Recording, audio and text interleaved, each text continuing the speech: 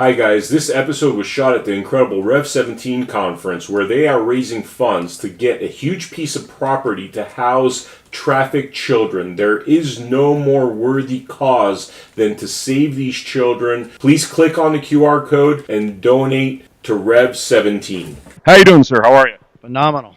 So, introduce yourself and tell us a little bit about what you're doing over here. We're at the Rev 17, by the way, for the audience out there, an amazing conference about child trafficking that Pastor Dave and Matthew Kennedy and the team out here near Sacramento is putting on. So, sir, what are you up to here?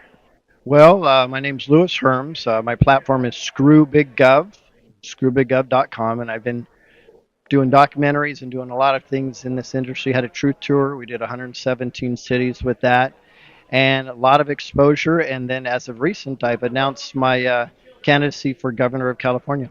Wow. Okay, so Governor of California, that's a big hill to climb. We have a couple of front-running candidates that Fox News has really been pushing, and then there's a lot of other great candidates that people don't know about, unfortunately. Could you tell us a little about your experiences running for office as you just started? Yeah, so it just started. It's interesting you'd mentioned Fox News is pushing because there's a whole mechanism out there that if you're not part of the club, they say you don't have a chance.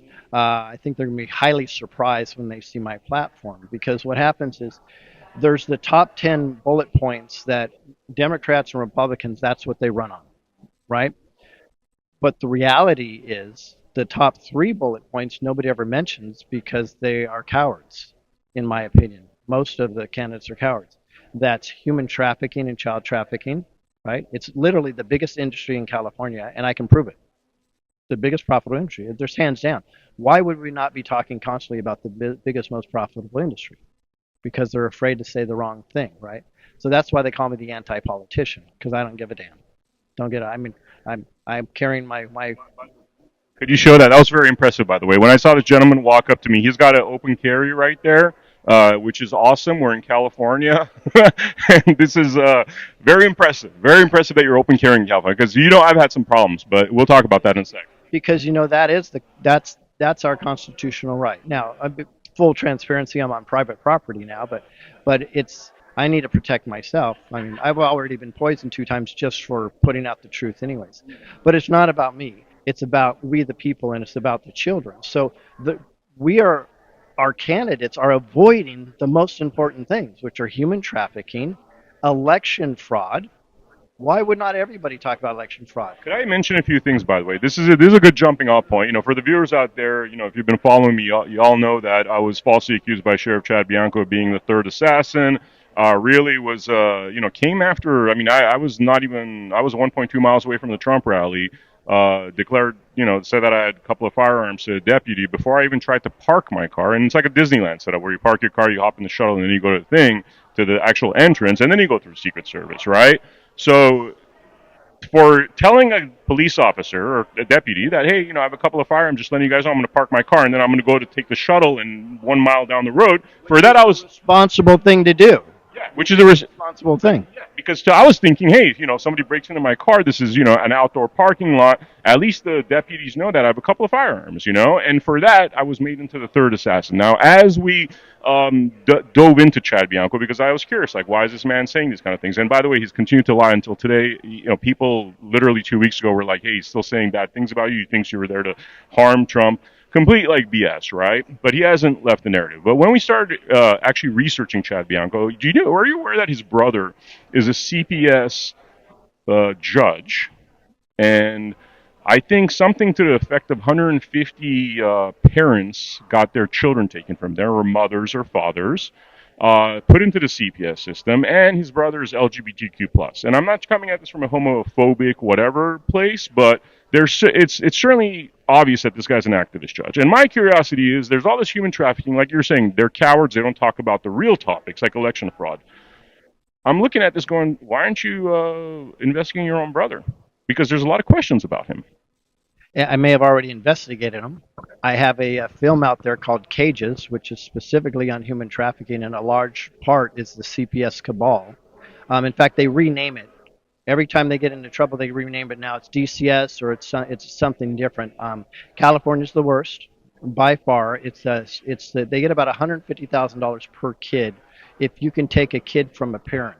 Now, here's what's amazing, and this is I've been coming after CPS really hard in California and the judges, exposing the judges. In fact, somebody that you're going to interview today is in a battle with a couple judges that are really, really coming after him, and it's through the whole human trafficking network of our judicial system. So it's very, very simple. We've already proven, and this is documented, that 90% of the children that are taken from their homes through CPS with just $2,500 influx could have kept their child there because it had something to do with their financial stress at the time, while the child may have lacked socks or holes in their shoes or some and so forth. So, but yet they're willing to spend $150,000. Why is that? Because that money gets transferred through the corruption system, right, to everybody. So they don't give a darn. Can I say darn on here? I'm joking. Curse away, bro. Yeah. So they don't give a damn about the children. They don't give a damn about the parents. Now, many people don't know this, that over 60% of the prostitutes that they have found have gone through the foster care system, right?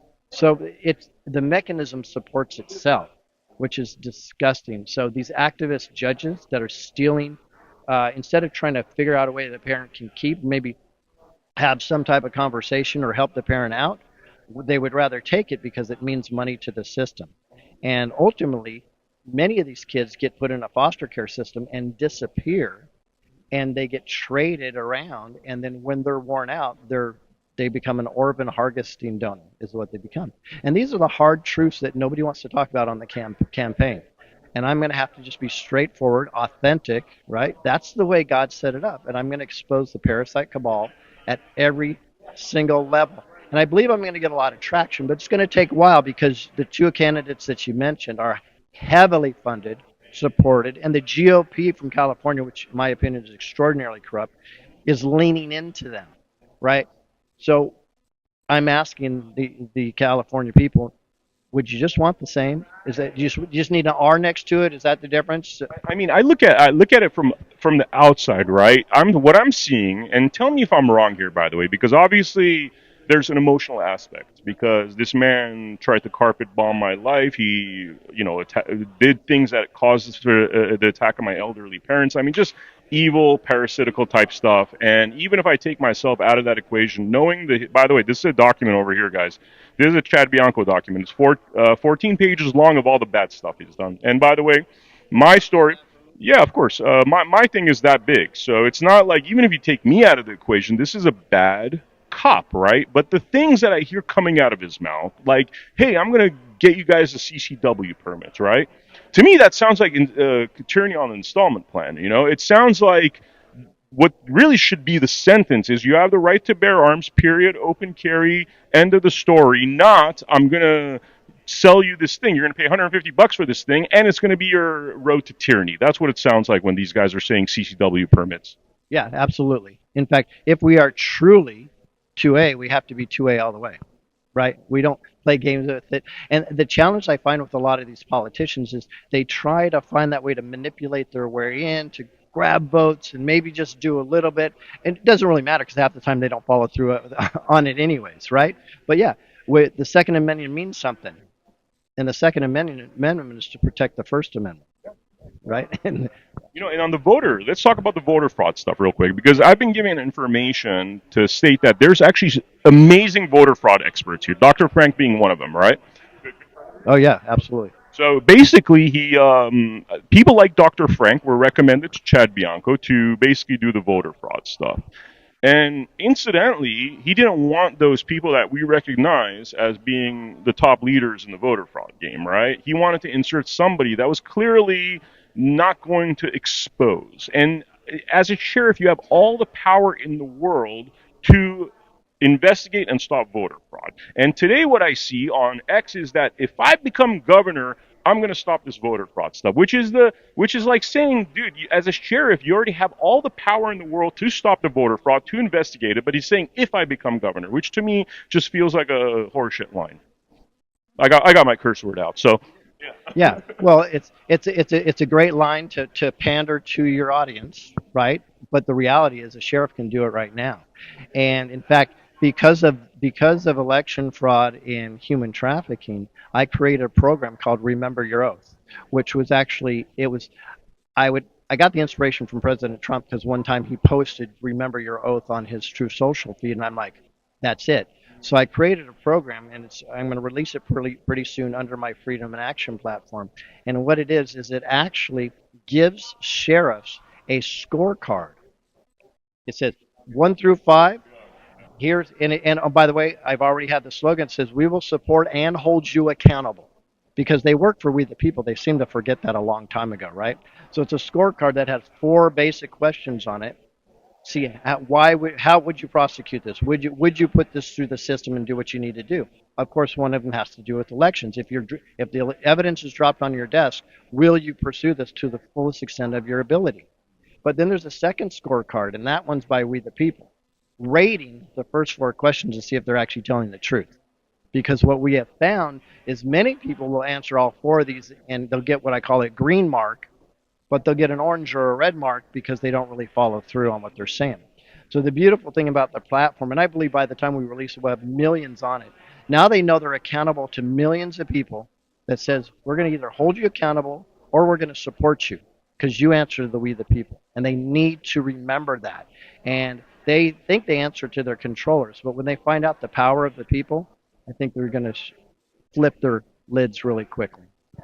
Obviously, I've been leading a campaign against Chad Bianco, which, by the way, for the viewers out there, he started off polling at 12% back in November 15. April 12th, there was another poll done, and this is after our campaign of really just pointing out all the bad things about Bianco. He was down to 4.2%, right? Definitely an effective campaign there in terms of showing people what Chad Bianco is. But part of that is, we drop messages. Let's say Chad Bianco's like, hey, like, I'm going to push for CTW. We drop messages. We're like, dude, you're basically tyranny on the installment plan. You have all the power to do this right now. You're full of crap, basically, right? And that seems to have been effective for a lot of people, but you still have this kind of ignorant Republican group, and I hate to refer to them that way, where they seem to be compelled by people's words without doing research. And they like that he's saying these nice words because a lot of these politicians say the nice words. And I love hearing that I'm going to, review election fraud. Sounds great, right? But, you think about it, you're like, wait a minute, you could do election fraud right now, and hence and therefore you're kind of full of shit to even bring that up. Yeah. So, people seem to be really ignorant, and that's been the difficult thing in terms of conveying what's happened. People are still supporting this man that's into tyranny. What do you do about educating really what is an ignorant voter base that is not aware of their constitutional rights? Well, that's beautiful because my whole platform is asking questions. And then I would ask questions. I'm going to take it a step further than they're listening to talking points and making their vote. I think it's worse. I believe they're looking at the letter next to their candidate and they're voting. I don't think they're doing any work whatsoever. And that's the largest con that we've had in this nation for a long time. I have no problem with you want to be a Republican, you want to be a Democrat. I really don't give a damn. That's not my business. My business is to hopefully motivate you to do your freaking job as we the people and look into every single candidate that you would put your check mark next to. That's what's not going on. It's not going on at all. It is just, oh, we got to vote ours all the way down. And the GOP in California knows that, right? The Republican Party in California knows that. So what do? They just put a bunch of deep state rhino actors in there, and then we feel good. Oh, look at we got a Republican in, and then, oh, well, why did he vote for that? Why is he ignoring this? Oh, do I not exist? But the problem is, Vem, 2 years later we do the same thing. And the same thing and same thing. So what I'm going to hopefully do is I want to break that MK Ultra that I believe that we're under and say, guys, you have a duty to investigate every single person you're going to vote for, or don't put a check mark there at all, right? I actually believe I'm going to bring unity together because it's not about the Democrats and the Republicans. In fact, I believe the division was intentionally created in order for the controllers to control. Sorry to interrupt. It's psychological warfare because there is such a thing as the 80% party. I believe there is an 80% party because 80% of us, whether Democrat or Republican, don't want our kids sexualized, don't like child trafficking, don't like this criminal nonsense. You're a classic JFK Democrat. That is the 80% party. And they don't. That is imagine you're like looking at and you're running these two businesses. Look at it that way. You're running two businesses, and there's another business that comes and says, you know what? We're going to drive you. You got 40% market share each one of your businesses. We have 80% market share, so you're done. And then the party system is done, and we go back to the founding fathers' vision, which is really voting on the individual and the policy as opposed to party, which is the cancer of our country, in my opinion. You just said my campaign speech right there. This is exactly what I'm telling everybody is we're closer aligned to the JFK Democrats when we look. And I said if we were do a Venn diagram, it would show us that we are 80% together, and there's a very small percentage that's really divided on. But what do the Democrats and Republicans constantly focus on? They only focus on the divide. That's a game. People have to understand they've been played for decades, and we will not be played anymore. They're both selling tyranny on installment plan. One thing I want to talk with you about is, we've done a lot of documentaries, podcasts. It seems as though statutory laws, admiralty law, is one of the big issues because we have a constitution that tells us one thing, and then you have this contradictory thing, which is this inversion of what is the constitution, what is really the lineage of God's law, inverted, which is statutory laws, and that's the way they criminalize people. And by the way, I'll give you my example. I had a couple of firearms in my back of my SUV. Told them I had firearms. According to the Constitution, I'm totally in the clear, right? But you look at the statutory laws of California, and all of a sudden, for these two firearms, for somebody that's harmless, no victim in this crime, there is no crime, right? They're spending probably, I would say, this is costing Riverside, in terms of this whole situation, probably upwards of $1 million to defend this situation because they tried to go against my constitutional rights. And now I could federally sue them and say, you're going against my constitutional rights. And judge that's a federal constitutional judge should say, hey, what you guys did is wrong. Opened up $1 million liability for silly statutory admiralty law. What do you think about that? Well, I simplified actually. I don't even go statutory law. I said this is corporate law. We're dealing with corporate tyranny all throughout the states, the cities, the counties, obviously the federal government. DC, I believe, is a corporation. That's just the way it is. I said, so what we need to do is we need to start having these hard conversations. We can call it common law or natural law, and there's kind of a debate between theirs. But I said it literally in my opening announcement to run for governor, I said one thing that we need to explore openly is constitutional common law. What is that? Why are we not doing that? Why are we dealing in a corporate law system? So I'm all over that. Corporate law, which is really about criminalizing people. Your tax dollar, $1 million went for a constitutional right, Riverside County. I mean, that should never be a sentence that comes out of any human being's mouth that, hey, Riverside County, you lost $1 million over this silly statutory law. Yeah, it's just control. It's a control mechanism that's been installed a long time ago. I mean, I can bring it all the way back to Babylonian black magic and the way they try to control things. But it's all control. Because if we can be controlled, and we're controlled through big pharma, right? We're controlled through the education system. We're controlled through the food that we eat. We're controlled through the banking system. It's all. In fact, the reality is the COVID lockdown and mandates would have meant nothing, right, without a corpocracy that actually are the ones that were the brown shirts during the mandates. The reality, if the corporations would have said, I'm not going to enforce this, mask mandates and lockdowns would have ended immediately, right? But the corporations are the ones that enforced it because they are the brown shirts for the deep state cabal. Backdoor communism is what I call that. When you have an elite that use their lobbying powers, their billions. I'll give you an example, by the way, and now I'm going to give you the mic because I'd love for you to make a closing statement for the audience out there. So when you have like, what do you call it? This culture of basically creating fear, taking away people's rights. Really, this is both parties are selling us this idea of like slow motion tyranny. You don't even know you're falling into it because it's happening on like a drip level. And unfortunately, the people, I saw a post today where it's like we started a revolution over 3% taxes and now 40% tax. You see this simpy dude sitting inside this apartment going, yeah, sure, I'm going to do it. All his testosterone is gone, masculinity is gone because he's eating all this crap food and he has no defense mechanism. He has no fight mechanism. That seems to be what's going going on right now? Yeah. So the parasite controllers, right? They work in multi-generational plans, like 100-year plan. Many of us don't even work on a plan to get to the weekend, and they know that, right? So they use that. So if if John Doe controller fails or doesn't get his plan done, it's okay because his kid's going to pick it up and that grandkid's going to pick it up and eventually going to do it. What they've done is they put us what I call the frog in the pot system a long time ago. So they're slowly turning up the heat and boiling us, and we don't even know. Believe it or not, I think the solution is massive disclosure, right? And reacclimating people to the truth. So we need to use the frog in the pot in a positive way. Drip, drip, drip, drip. Because in my belief system, you plant the seed, God's going to water it for us. And everybody else is going to figure it out. So part of my campaign is the awakening of people in California and the world. This is what I've been doing for years on my platform, Screw Big Gov. That's what it's all about. I really believe that we're going to make a huge difference. And at minimum, we're going to open the doors for other candidates to do something crazy and just be honest and authentic at every level. Amazing, amazing, sir. I'm going to give you the mic. I would love for you to make a statement to the audience out there. Here you go. I appreciate that. Thank you, Ben. So, just real quick, we have all the power. We, the people, have always held the power. When we stand up in unity, we are the ones that make the difference. I've seen it time and time again in board of supervisors meetings, in front of government. When we stand up, we win. Now, we have to be willing to take the slings and arrows, though, and that's the hard part.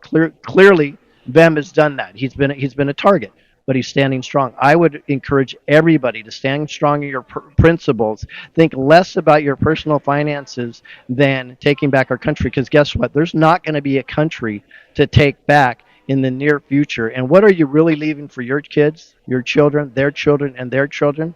That's why I'm in the fight. I've been poisoned 2 times. They come after me. They try to attack me, shame me, kill me, whatever they want to do. It's not about me. It's about the future that we're leaving for our children. So if you want to check out anything I do, just go to screwbiggov.com, and you can also find my platform, which is Hermes for Cali. So I appreciate the time. Thank you. Anytime. And one thing I want to mention here is, a gentleman by the name of Jeff Younger. For people that are not aware of how bad it is out there, go look at the story of Jeff Younger. Do you know Jeff Younger by any chance? I don't. So his 2-year-old son was ex-wife decides she wants to transition the boy at 2 years old. Starts with chemical castration. Was able to traffic the kids to California, where it's a sanctuary state against parents. Now it has changed the child's name. The child's 12 years old, about to castrate the boy, and the father has no say. And this is what's going on in this country. When as men you have no dominion over your own children, and the government is saying that you're going to transition your child, that's what's going on in this country right now. That's why we need serious, like this stuff of like, I'm going to get you a CCW. No. Unless you're telling me you're going to remove these tyrannical, treasonous courts that are child trafficking institutions, there's no conversation. You're like... In fact, I have the identical story I think you're going to interview next, which is a gentleman I've already interviewed. Great guy, Adam Vina, and he's from California. Same story as that you're having with this Jeff Younger guy. Will blow you away. And I would ask him specifically, just so, because he may not remember, about the organizations that the 2 judges involved in his case are connected to. Not just...